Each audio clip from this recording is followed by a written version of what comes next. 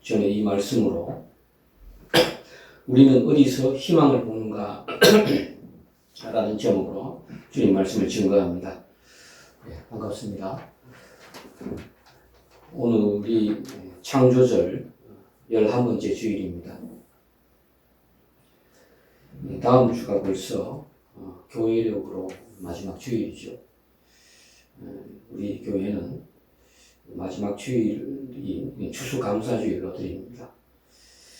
하나님께 받은 감사들이 무엇인지 곰곰이 생각하고 또 기도하는 그런 한 주가 되었으면 좋겠습니다. 이 시간 우리 모두에게 주님의 위로와 평화가 가득히 나시길 빕니다. 오늘 우리에게 주어진 말씀은 예수님의 종말론 강화입니다. 종말 설교입니다. 이것이 여러분 성경을 보면 누가복음 21장 5절부터 끝까지 38절까지 계속 이어지고 있죠.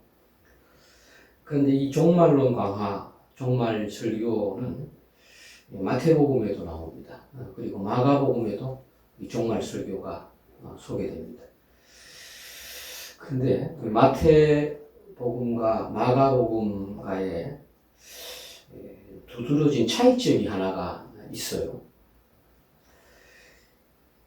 그것은 마태와 마가복음에서는 이 종말론 설교가 올리브산이라고 그러죠. 감람산에서 그것도 제자들에게 행해집니다. 특히 마가복음을 보게 되면 4명의 그 제자들에게 이 설교를 하게 되죠. 베드로, 야고보, 요한, 그리고 안드레라고 하는 4명의 제자에게 이 말씀을 전하죠. 그런데요, 누가복음 오늘 본문을 보게 되면 장소가 다릅니다.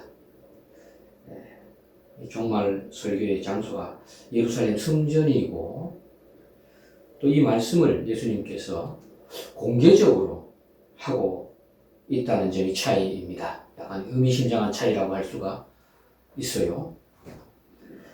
이 누가복음에서 이 종말론 강화, 종말 설교는 예수님의 성전 설교에 있어서 하나의 그 클라이막스, 정점에 위치해 있어요.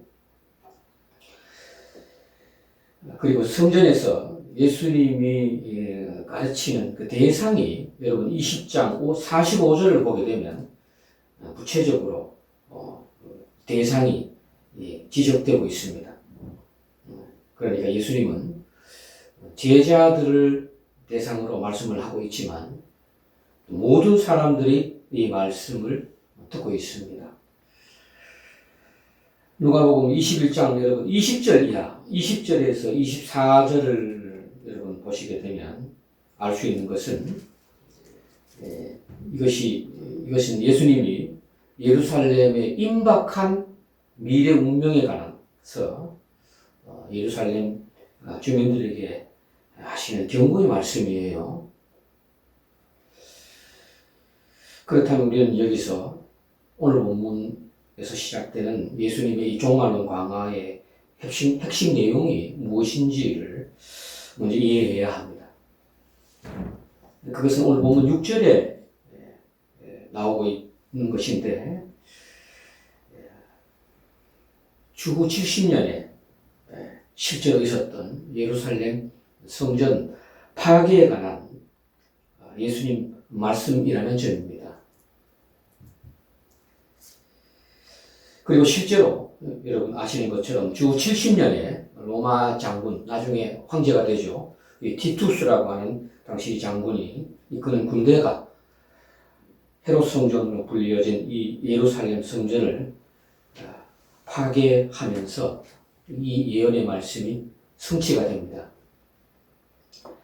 이 다윗의 아들 솔로몬 왕이 여러분 예루살렘 성전을 처음 건축한 것을 우리는 압니다. 그 이후 이스라엘이라고 하는 이 민족의 역사는 예루살렘 성전과 그 그 영역을 같이 해온 그런 역사라 해도 과언이 아니죠.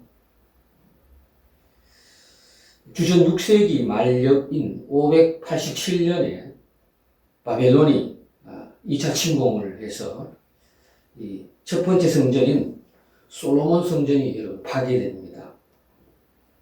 그리고 그 후 대략 한 60여 년 지난 주전 538년에 이 고국으로 귀환한 유대인들이 주전 515년에 성전을 재건축하게 돼요. 총독인 수룹바벨을 주도로 건축되었다고 해서 이 두 번째 성전을 수룹바벨 성전이라고 이렇게 부르기도 합니다. 여러분, 포로기 이후에 이 수룹바벨 성전 이 훼손이 여러 침략 등으로 인해서 굉장히 훼손이 되었다고 해요. 그래서 헤롯 왕이 성전을 증축하게 됩니다. 요즘 말로 말하면 리모델링을 하게 되는데 대규모 리모델링이라고 할 수 있겠어요. 주전 20년에서 주전 19년 이 여간에 이 증축 공사가 시작되어서 대부분의 공사가 기록에 보면 대략 10년 안에 마무리되었다고 합니다. 그런데 거기에 부과된 장식 작업이 계속되었는데요. 이 장식 작업이 추후 63년까지 계속되었다고 해요. 이스라엘의 역사에서 여러분 매우 중요한 의미를 가지는 시기가 있습니다. 그것을 일컬어 여러분 제2성전기라고 부르는 게 있어요. 두 번째 성전 기간이란 말입니다. 이게 주전 대략 515년에서 성전 재건축 시기인 515년에서 추후 70년 예루살렘 성전 헤롯 성전 멸망 때까지 이것을 제2성전기라고 보통 부릅니다. 이 기간을 여러분 따져보면 약 600년간의 그 기간입니다. 근데 이 기간이 소위 그 랍비 유대교와 기독교의 기원이 되는 매우 중요한 기간이라는 것입니다. 그래서 오늘날 이 기간에 대한 연구가 아주 깊이가 있게 진행되고 있어요. 오늘 본문 6절에 나오는 예수님의 말씀을 보십시오. 이 말씀은 좀 놀랄만한 그런 선언이죠. 너희 보는 이것들이 날이 이르면 돌 하나도 돌 위에 남지 않고 다 무너뜨려지리라. 이것은 바로 이 헤롯 성전의 파괴를 예언하는 그런 말씀이죠. 여러분, 중요한 것은 유대인들에게 있어서 수백 년 동안 예루살렘 성전은 유대인들 삶의 중심이었습니다. 제2성전기 유대인들의 세계관에서 여러분 빠질 수 없는 두 가지를 여러분 기억하면 좋겠습니다. 이들의 세계관에서 이거 빠지면 안 되는 게 두 가지가 있어요.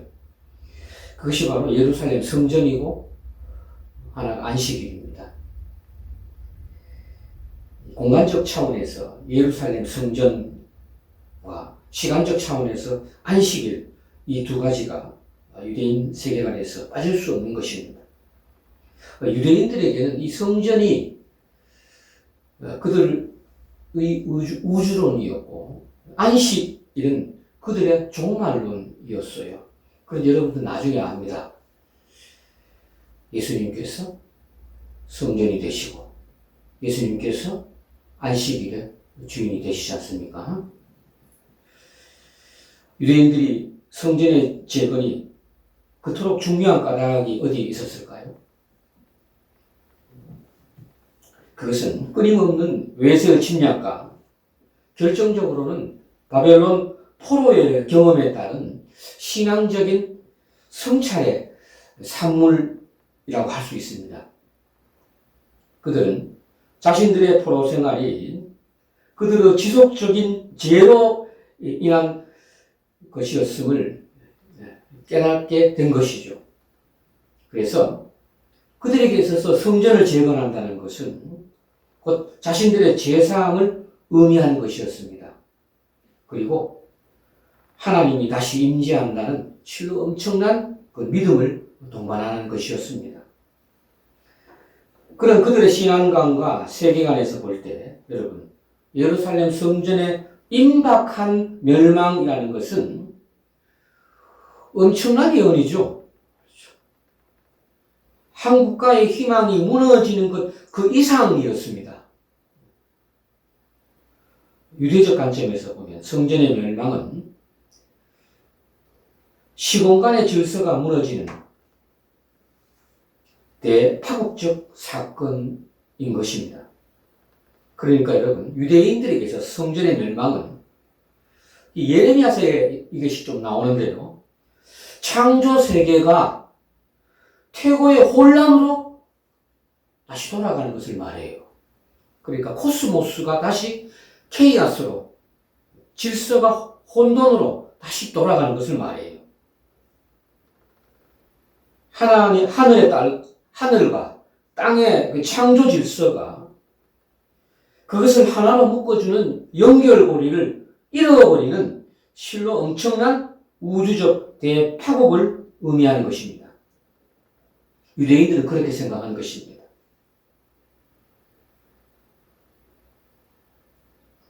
오늘 보면 5절에는 예루살렘 성전을 보는 이러한 유대인들의 마음이 다소 투영되어 있다고 할 수 있겠습니다. 5절을 보십시오. 어떤 사람들이 성전을 가리켜 그 아름다운 돌과 헌물로 꾸민 것을 말하니 예수께서 이르시되. 여러분 5절에서 우리말로 헌물로 번역된 단어가 있지요. 이 단어가요, 신약 성경에서는 이곳에서만 유일하게 사용되는 단어입니다. 그런데 이 헌물이라는 게 뭐냐 하면 중요한 사람이거나 VIP나 유력한 그 통치자들이 하나님께 영광을 돌리기 위해서 바치는 제물이에요. 그래서 웅장하고 이 아름다운 성전에 설치된 대단한 장식품입니다. 그게 바로 여기서 헌물로 번역되어 있어요. 교우 여러분, 우리는 오늘 본문에서 예수님이 이러한 임박한 예루살렘 성전의 파괴를 어떻게 보고 있느냐에 주목해 볼 필요가 있습니다.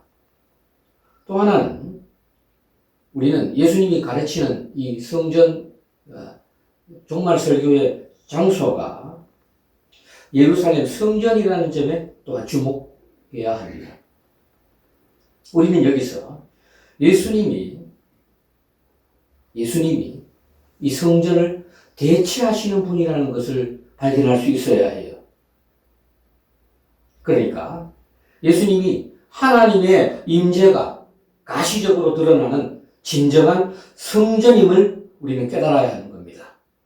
지금 기존에 보이는 건물 가시적인 예루살렘 성전이 아니라 예수님이 진정한 성전임을 깨달아 볼 수 있어야 합니다. 예수님은 11절에 보게 되면 큰 지진과 기근과 전염병을 예고합니다. 그런데 또 16절에 보면은 가장 가까운 가족관계의 분열과 배신까지도 예고하고 있어요. 완전히 케이아스죠. 혼란이죠, 혼돈. 예루살렘 성전 멸망과 관련된 예언 말씀이거든요, 이게. 실로 엄청난 파국을 지금 예언하고 있는 겁니다.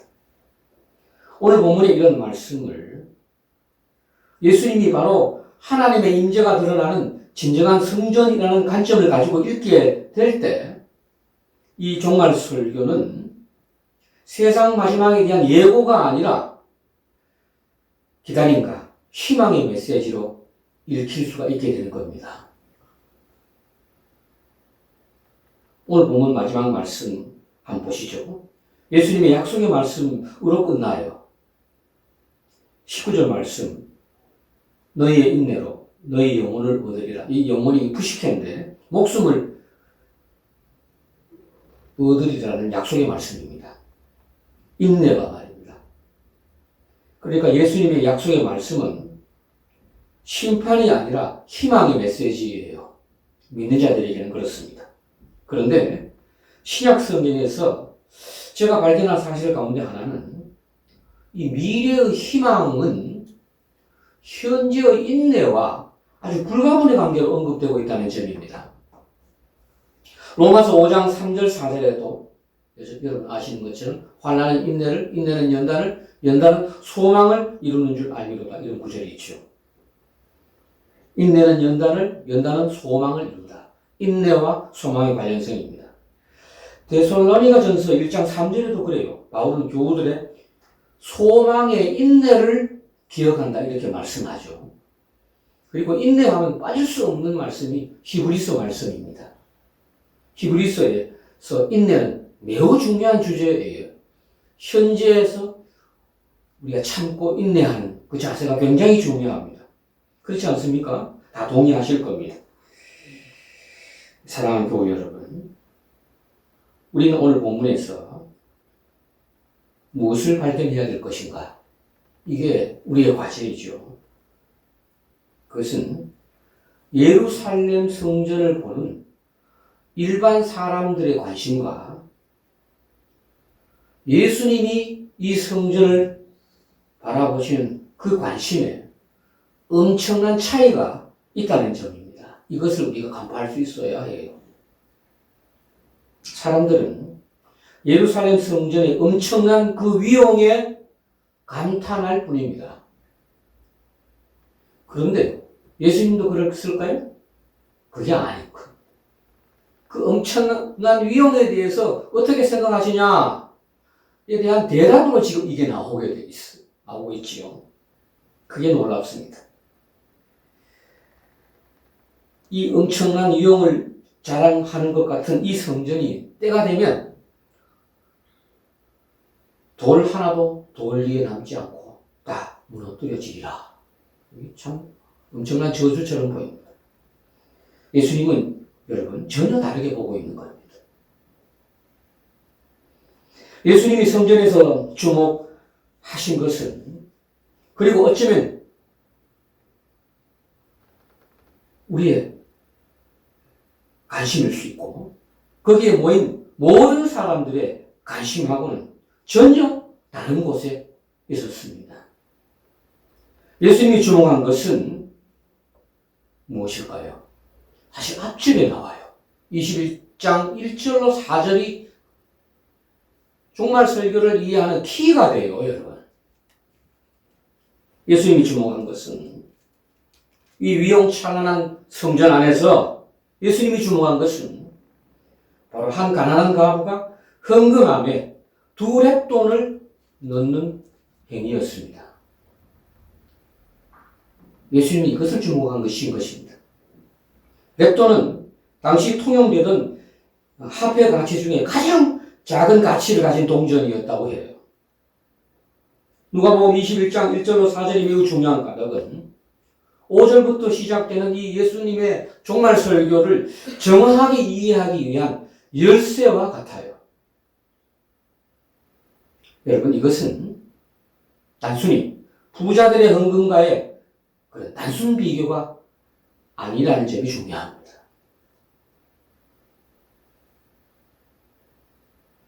사절에 보면 이 가난한 가부가 궁핍한 가운데 자신의 소유한 생활비 전부를 드렸다라고 이렇게 기록하고 있어요. 여기서 생활비로 번역되는 이 단어가 보면은 비오스라는 단어를 사용합니다. 이 비오스는 생명을 가리키는 단어입니다.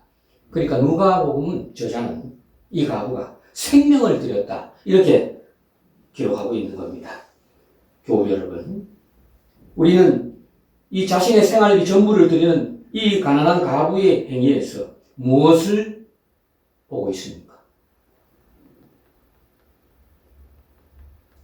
예수님은 바로 이 가난한 가부가 마음 전부를 드리는 헌신에서 새로운 세상인 하나님 나라의 희망을 보여주려는 것입니다. 믿는 자들에게 말입니다. 예수님에 의해 열리는 새로운 세상은, 그 하나님 나라의 비전은 예수님의 자기 내어줌으로부터 비롯되는 것임을 보여주는 것이에요. 예수님의 긍휼하신 섬김의 삶과 고난받으심과 십자가의 죽으심에서 우리는 주님의 자기 희생, 주님의 자기 내어줌을 볼 수 있어야 합니다. 이것이 바로 예수님에게 열리는 새로운 세상, 하나님 나라의 진면목인 것이죠. 여러분, 다시 한번 제가 강조드립니다. 이 가난한 가부의 헌금 이야기는 주님 대신 예수 그리스도에 열리는 새로운 세상을 들여다볼 수 있는 창문과 같은 것입니다. 문제는 우리의 시선이 어디에 가 있는가가 중요해요. 우리의 관심이 대단한 위용을 뽐내며 우리의 삶을 영원히 안전하게 보호해 줄 것 같은 성전 건물에서부터 여하리 이 가난한 가부의 행위에 주목할 수 있느냐? 이 가부의 행위가 대단히 중요한 하나의 사건으로 우리 앞에 다가오느냐? 바로 그것입니다.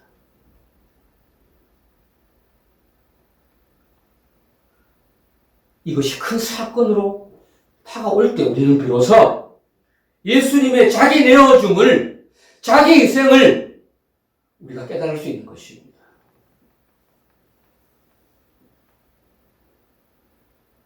사랑하는 여러분, 우리는 이 가부의 이 행위를 우리 일상에서 거의 찾아볼 수 없는 그런 일들이 아니라 수없이 우리 일상에서 일어나는 일들 가운데 우리가 볼 수 없는 것임을 깨달아야 해요.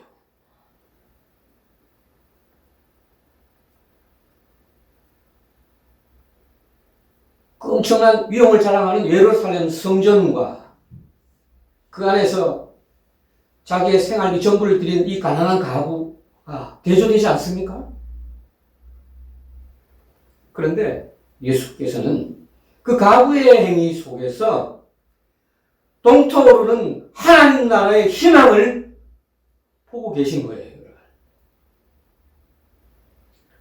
우리는 어디에서 소망을 봅니까? 우리는 어디에서 삶의 가능성을 봅니까?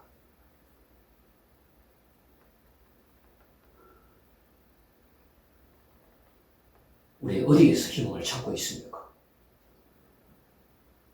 예수님처럼 이 가난한 가부의 두렵던 헌금 행위에서 하나님 나라의 그 비전을 발견할 수 있겠습니까?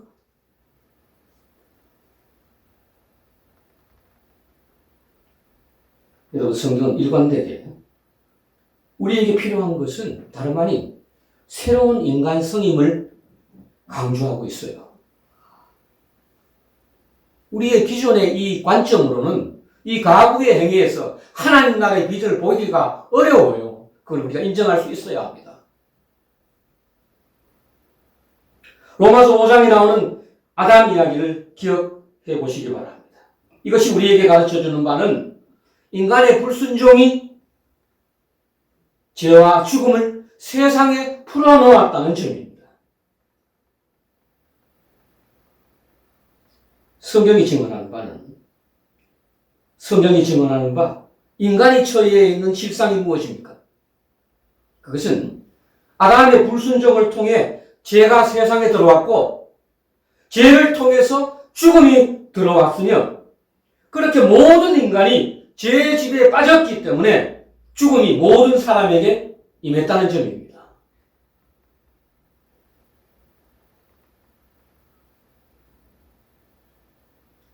여러분, 아담과 하와는 죽은 사람입니다.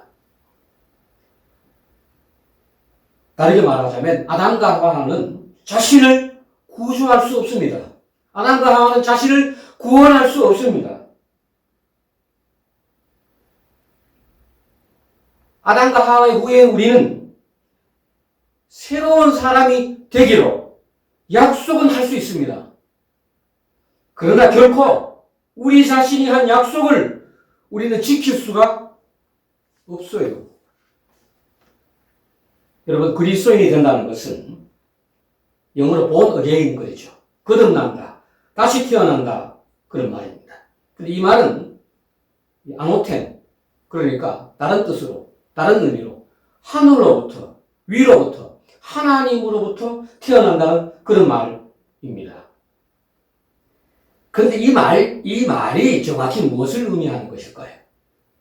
하늘로부터 난다, 거듭난다, 새로 태어난다 라는 말은 여러분, 자기 자신의 무력함을 함축하고 있다는 점을 잊지 말아야 합니다.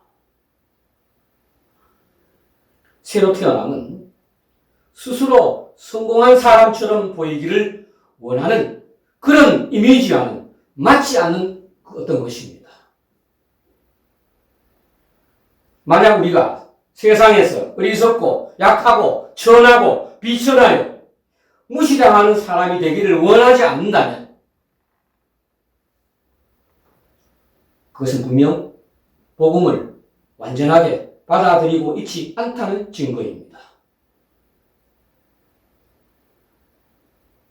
만약 우리가 자신이 뜯어 고쳐져야 하는 결함 있는 사람이라는 사실을 인정하고 싶지 않다면 그것은 분명히 우리가 복음을 완전하게 받아들이지 않고 있다는 증거입니다.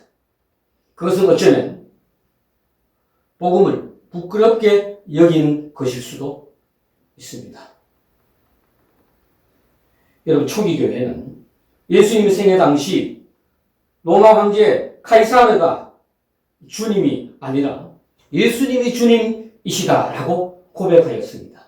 이것은 엄청난 혁명이에요. 마음의 혁명이에요. 세상을 거꾸로 보는 혁명이에요, 여러분. 오늘날의 삶을 보게 되면 카이사르가 우리의 주님이시다는 고백의 반영이에요. 다.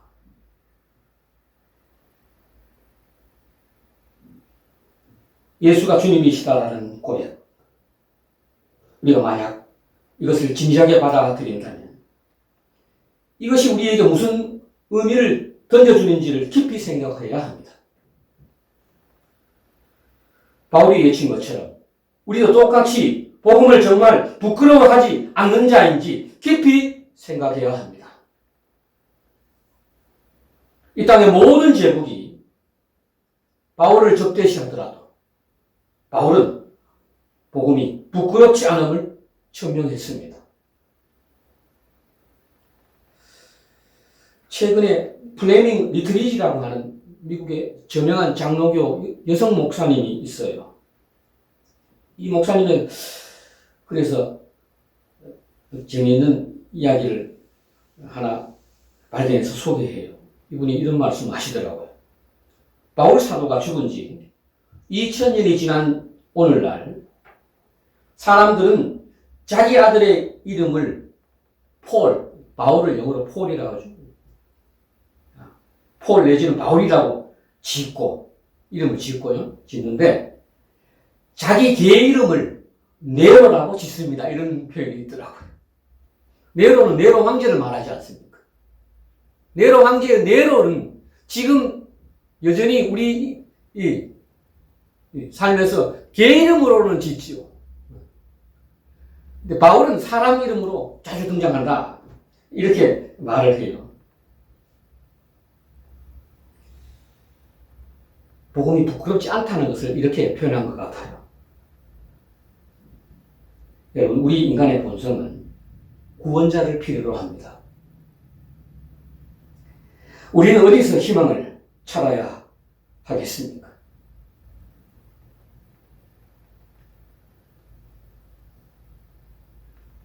우리에게는 오직 한 분이 계십니다. 우리 주 예수 그리스도의 성령께서 우리가 스스로 될 수 없는 무언가로 우리를 변화시킬 능력이 있는 겁니다. 여러분, 바울이 갈라디아서 2장 20절에서 고백한 말씀이 우리의 고백이 되기를 원합니다. 이제는 내가 사는 것이 아니요 오직 내 안에 그리스도께서 사시는 것이라. 이제는 내가 사는 것이 아니요 내 안에 그리스도께서 사시는 것이라 라는 고백입니다.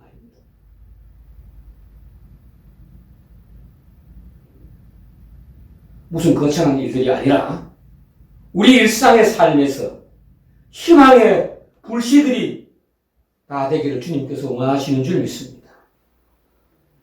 여러분, 우리 일상 가운데 쉽게 지나치는 것들 가운데 우리가 무시해 버리는 것들 가운데 주님 보시기에 매우 중요한 일들이 숨어 있을지도 모릅니다. 여러분,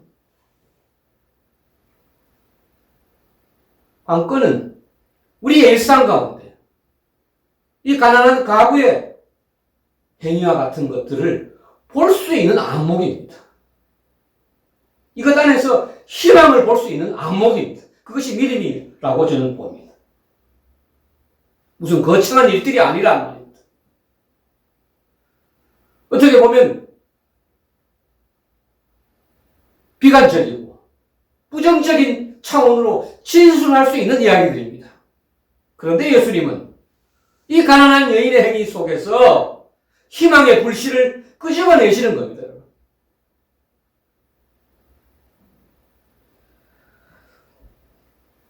새로운 희망으로, 새로운 희망을 가지겠다는 그 마음가짐으로 하나님 나라의 주역들이 다 되시는 그런 하늘비전교회 교우들이 되시기를 주님의 이름으로 축원합니다.